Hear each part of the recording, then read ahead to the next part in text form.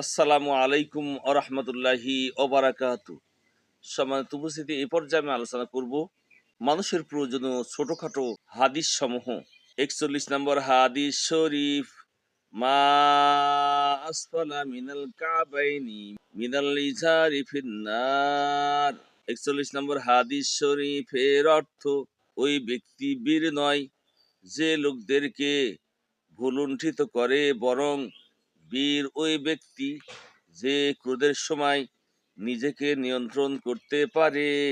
৪২ নম্বর হাদিস শরীফ, ইদা লাম তাস্তাহি ফাসনা মা শিতা। ৪২ নম্বর হাদিস শরীফ এর অর্থ, যদি তোমার লজ্জা না থাকে তাহলে যা ইচ্ছা তাই করতে পারো। ৪৩ নম্বর হাদিস শরীফ, আহাব্বুল আমালি ইলাল্লাহি আদওয়ামুহা ওয়া ইন ক্বাল। ৪৩ নম্বর হাদিস শরীফ এর অর্থ, আল্লাহ তাআলার নিকট ওই আমল সবচেয়ে বেশি প্রিয় যা সদা সর্বদা করা হয়, যদিও তা অল্প হয়। ৪০ নম্বর হাদিস শরীফ, ইন্না মিন আহাব্বিকুম ইলাইয়া আহসানাকুম আখলাকা।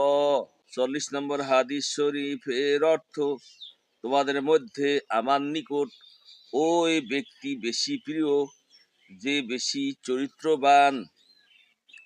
৪৫ নম্বর হাদিস শরীফ, আদ-দুনিয়া সিজনুল মুমিনি ওয়া জান্নাতুল কাফির। ৪৫ নম্বর হাদিস শরীফের অর্থ, দুনিয়া মুসলমানদের জন্য কয়েদখানা এবং কাফেরদের জন্য বেহেশতখানা। ৪৬ নম্বর হাদিস শরীফ, লা ইয়াহিল্লু লির-রাজুলি আইয়াহজুরা আকাহু ফাওকা সালাসি লায়াল।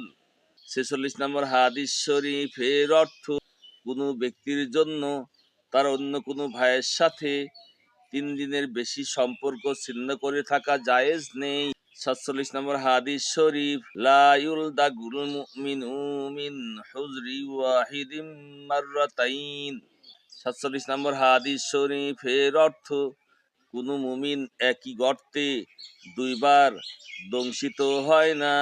৪৮ নম্বর হাদিস শরীফ, قد أفلح من أسلم ورزق كفافا وقنعه الله بما آتاه। ৪৮ নম্বর হাদিস শরীফের অর্থ, ওই ব্যক্তি সফল যিনি ইসলাম গ্রহণ করেছেন এবং পরিমাণ মতো তার রিজিক মিলেছে, আর আল্লাহ তাআলা তাকে তার রুজির মধ্যে সন্তুষ্টি দান করেছেন।